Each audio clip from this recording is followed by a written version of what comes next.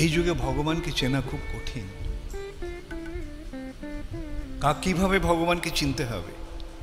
শাস্ত্রের মাধ্যমে ভগবানকে চিনতে হবে। শাস্ত্র চক্ষুষা, এই চোখ দিয়ে দেখে নয়, শাস্ত্র চক্ষুর মাধ্যমে তাকে দেখতে হবে। এইভাবে আমরা দেখতে পাচ্ছি মহাপ্রভু কে। এরকম কোনো বর্ণনা শাস্ত্র থেকে কেউ আনুক এই তথাকথিত সমস্ত ভগবানদের, যাদের দুদিন পরে ক্যান্সার হয়ে মরে গেছে, ক্যান্সার হয়ে মরে যাচ্ছে যে ভগবান, তাদের সঙ্গে মহাপ্রভুর এই পার্থক্য। যাই হোক, যেটা আমি বললাম, প্রকৃত ভগবানকে চেনাটা বুদ্ধিমানের কাজ। ঠিক আছে, উপনিষদ রয়েছে, কিন্তু উপনিষদ থেকে জানতে হবে কিভাবে। সর্ব উপনিষদ গাবো, সমস্ত উপনিষদগুলি যেন একটা গাই, একটা গরু। দগ্ধা গোপাল নন্দনা,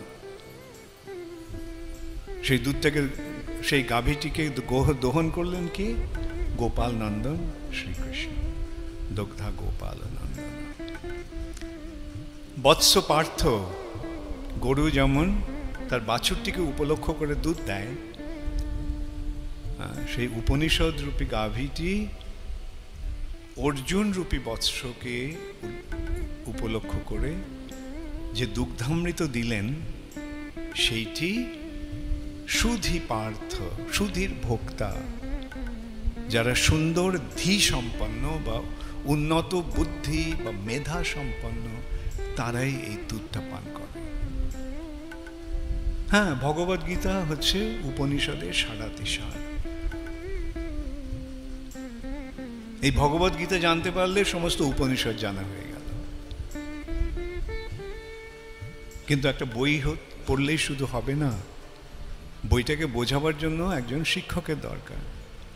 বাজারে বহু ভগবদ গীতা কিনতে পাওয়া যায় 10 টাকা 15 টাকা দিয়ে, কিন্তু সেগুলো কিনে নিজে নিজে পড়লে কোনো লাভ হবে না। উপযুক্ত শিক্ষকের তত্ত্বাবধানে, অধ্যক্ষতায় সেটা পড়তে হবে, অর্থাৎ সদ্গুরুর নির্দেশনায় সেটা পড়তে হবে। যদি আমরা সেটা বুঝতে পারি, ব্যাস সব কিছু জানা হয়ে গেল। যস্মিন বিজ্ঞাতে সর্বমেবং বিজ্ঞাতং ভবতি, যাকে জানা হলে সমস্ত কিছু জানা হয়ে যায়, তিনি হচ্ছেন পরমেশ্বর ভগবান শ্রীকৃষ্ণ। এখানে প্রশ্ন হলে, আরে কৃষ্ণকে জানলে কিভাবে সবকিছু জানা হয়ে যাবে, কি করে সম্ভব? সে সম্বন্ধে একটা খুব সুন্দর দৃষ্টান্ত দেওয়া হচ্ছে। যখন সূর্য ওঠে তখন সূর্যের আলোকে আমরা সবকিছু দেখতে পাই। যখন অন্ধকার থাকে তখন কিছু দেখতে পাই না, মাঝে মাঝে হয়তো একটু প্রদীপ জ্বালিয়ে বা টর্চ জ্বালিয়ে কিছু দেখতে পাই। সেই দেখাগুলো আংশিক দর্শন, তাতে কাজ হয় না। এবং তাই মানুষ মনে করে যে দর্শন করতে হলে টর্চের দরকার বা ল্যাম্পের দরকার। কিন্তু যখন সূর্য ওঠে তখন কি আর ল্যাম্পের দরকার হয়? আংশিকভাবে জানার কোনো প্রয়োজন হয়? সূর্যের আলোকে আমরা সব কিছু দেখতে পাই। ঠিক তেমনই, ঠিক তেমনই, এটা একটা দৃষ্টান্ত। দৃষ্টান্তের উদ্দেশ্যটা কি? আংশিকভাবে বর্ণনা করা হচ্ছে, দেখিয়ে দেওয়া হচ্ছে, বুঝিয়ে দেওয়ার জন্য এই দৃষ্টান্ত। দৃষ্টান্তটাই তত্ত্ব নয়। যেমন ওই গাছের ডালগুলির মাঝখান দিয়ে চন্দ্র দেখা যাচ্ছে, ওই গাছের ডালগুলির মাঝখানে চন্দ্র দেখা যাচ্ছে, তার মানে এই নয় যে গাছের ওই মাঝখানে চন্দ্র রয়েছে। চন্দ্র সবসময় গাছের মাঝখানে থাকে, এটা যদি কেউ মনে করে সেটা ভুল হবে। উদ্দেশ্যটা হচ্ছে চন্দ্রটা যেখানে আছে আমরা বোঝাবার জন্য বলা হচ্ছে গাছের মাঝখানে বা গাছের ডালগুলির মাঝখানে। এভাবে দৃষ্টান্ত দেওয়া হচ্ছে এবং সেটাই আবার বুঝিয়ে দেওয়া হচ্ছে। যেমন নবনীরদ নিন্দিত কান্তি ধরম, নবনীরদ, বর্ষার জল ঘরা মেঘের নিন্দিত, তাকে নিন্দা করছে যে রংটি, সেটিকে সেই কান্তি হচ্ছে ভগবানের। বর্ষার জল ভরা মেঘের মতো ভগবানের রং নয়। বর্ষার জল ভরা মেঘটিকে যে নিন্দিত করে সেইটাই হচ্ছে তার অঙ্গকান্তি। তেমনি কুমকুমাক্ত কাঞ্চনাব্জ গর্বহারি গৌরভা। কুমকুম আর গলিত সোনা, কুমকুমাক্ত কুমকুম মিশ্রিত যে কাঞ্চন, তার গর্বটাকে খর্ব করছে, গর্বটাকে হরণ করছে যে রংটি, সেটি রাধারানীর গায়ের রং। রাধারানীর গায়ের রং এই নয় যে সোনার রঙের সঙ্গে আলতা মেশালে বা কুমকুম মেশালে যে রংটা হয় সেটা রাধারানীর গায়ের রং। এখন আমাদের তো ওই রাধারানীর গায়ের রং দর্শন করার যোগ্যতা নেই, কিন্তু আমরা কুমকুমের সঙ্গে সোনার রংটা মেশালে কীরকম রংটা হয় সেটা একটা অনুমান করতে পারি। এবং কি বলা হচ্ছে, তার গর্বকে হরণ করছে। সেটি হচ্ছে দৃষ্টান্ত আর বস্তুর পার্থক্য। দৃষ্টান্ত তো বস্তু নয়, বস্তুটাকে বোঝাবার জন্য দৃষ্টান্ত।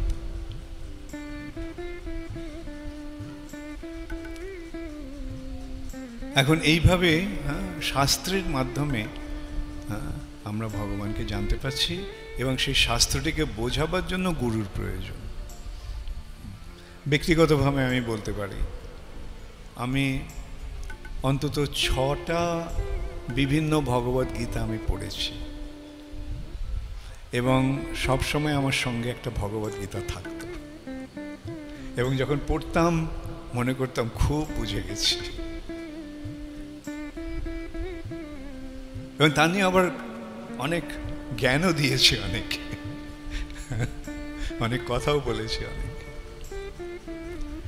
কিন্তু যখন প্রভুপাদের ভগবদ্গীতা যথাযথ পেলাম, ভগবদ্গীতা অ্যাজ ইট ইজ, তখন বুঝতে পারলাম যে কিচ্ছু বুঝিনি। আগে যেটা আমি বুঝেছি বলে মনে করেছি সেগুলো সব ভুল।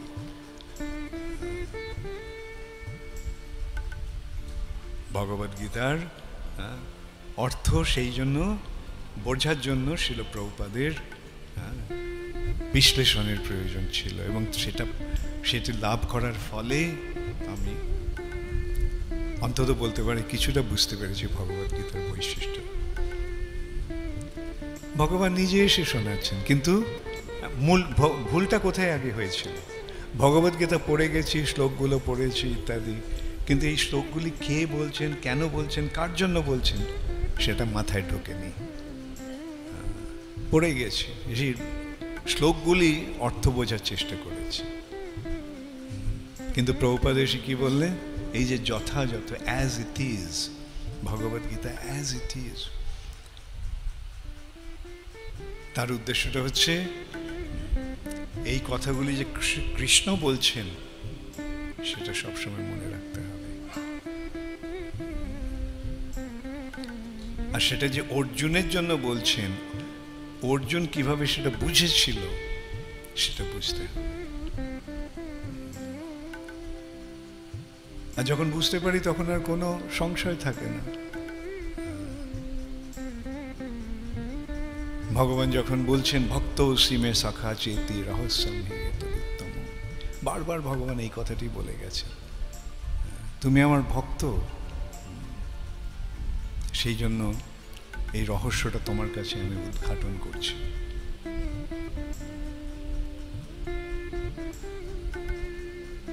তুমি আমার ভক্ত, তাই তোমাকে আমি জ্ঞানটা দান করছি। যদ বিজ্ঞান সমন্বিতম যজ জ্ঞাত্বা নেহ ভূয় অন্নজ জ্ঞাতব্যম অবশিষ্যতে। ভগবান নিজেই বলছেন যজ জ্ঞাত্বা নেহ, এই বস্তুটি, এটা এই জ্ঞানটি লাভ করলে যজ জ্ঞাত্বা নেহ ভূয় অন্নজ জ্ঞাতব্যম অবশিষ্যতে, তাহলে আর কিছু আর জানার বাকি থাকে না। এই ভগবদ্গীতার বাণীটা যে কথাগুলি আমি বলছি সেটা যে বুঝে নাও, তাহলে আর জানবার কিছু বাকি থাকবে না।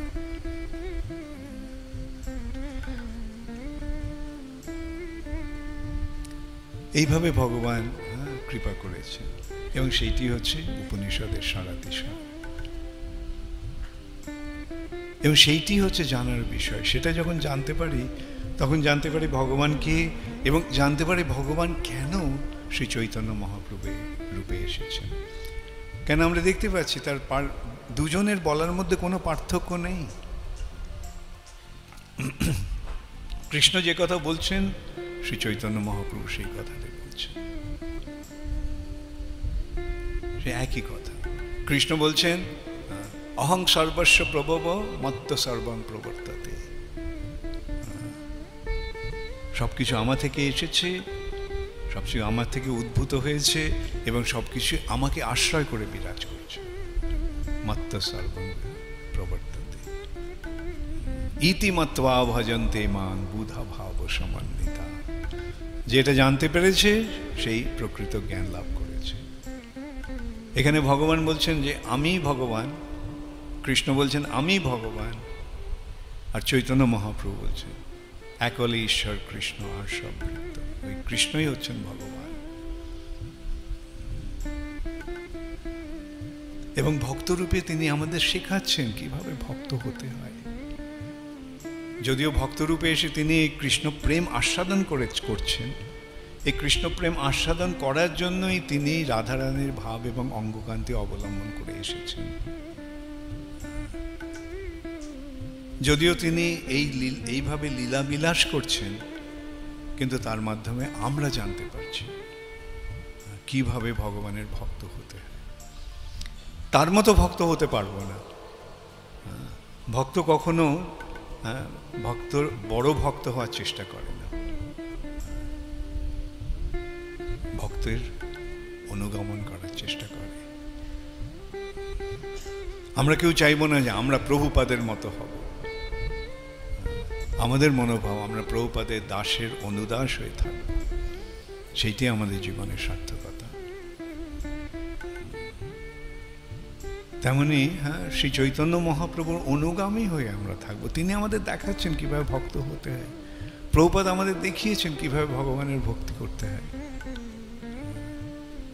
কে পারে এরকম করতে? সম্পূর্ণ নিঃস্ব অবস্থায় আমেরিকায় চলে গেলেন।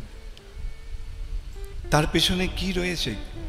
এই যে কার্যটি, সেই কার্যটির পেছনে কি ভাবনা রয়েছে? অবশ্য রক্ষিবে কৃষ্ণ বিশ্বাস পালন। আমি যাচ্ছি, নিঃস্ব অবস্থায় যাচ্ছি, আমি কাউকে চিনি না, কিন্তু কৃষ্ণ আমাকে দেখবেন। এই যে বিশ্বাস, এইটি হচ্ছে ভক্তের মনোভাব। কৃষ্ণের জন্য আমি সব কিছু করতে প্রস্তুত আছি, কেন আমি জানি আমি যদি যথাযথভাবে কৃষ্ণের সেবা করতে চাই তাহলে কৃষ্ণও আমাকে রক্ষা করবেন। অবশ্য রক্ষিবে কৃষ্ণ বিশ্বাস পালন।